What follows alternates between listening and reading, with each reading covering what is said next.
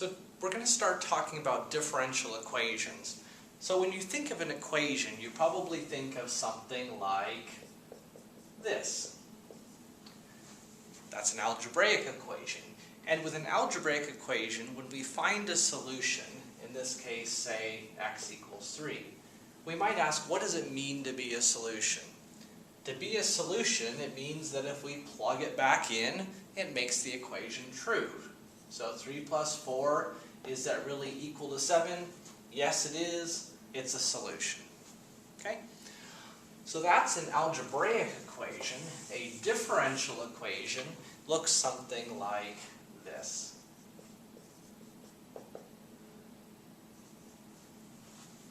Notice that in this equation we have the derivative of some y, which, since we're taking the derivative of it, we have to assume it's a function. So even though we're not writing it with function notation, we're really imagining here that we're talking about the derivative of some y of x function is equal to y of x. Right? So y is really a function here.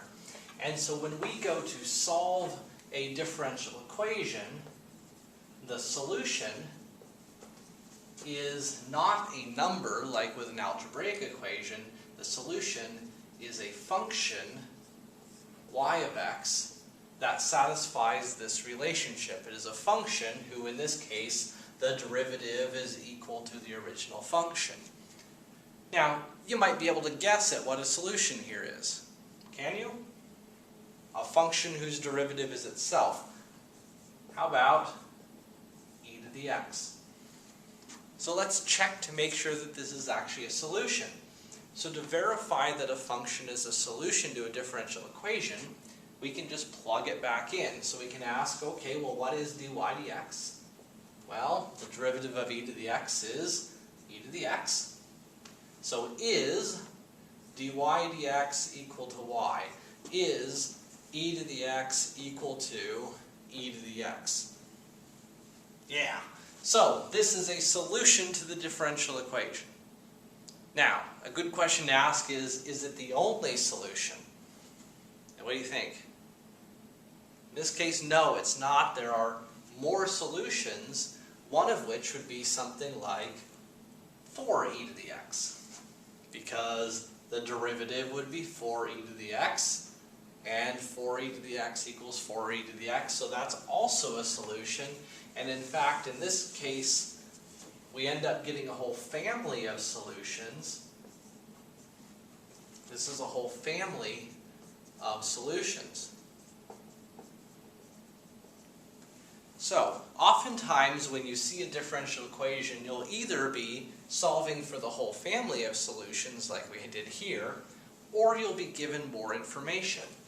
So commonly, you'll see something like solve dy dx equals y, where y of 0 is 3. This is called an initial condition. And when you have it, this becomes an initial condition problem. The idea here is this differential equation gives us a family of solutions, and then using our initial condition, we know that y is going to be 3 when x is 0, and it lets us solve for that constant. So from a family of solutions, it lets us narrow down one specific solution, or one particular solution. Okay? So that's the basic idea of a differential equation. Let's look at one more here. So let's verify that y of x equals sine 3x is a solution to y double prime plus 9y equals 0. So now this is a different type of differential equation. This is called a second order differential equation because it involves the second derivative. But the idea is the same. We have an equation that involves a function and the derivatives. So let's try to verify this. To do that, we can plug in the function and its derivatives and see if it satisfies the equation. So let's see here. Y prime. Well, the derivative of sine is cosine with a chain rule times 3. Second derivative of cosine is negative sine. Again, with a chain rule. So we already had a 3 that came along for the ride. We just got another chain rule. So y double prime here is negative 9 sine 3x.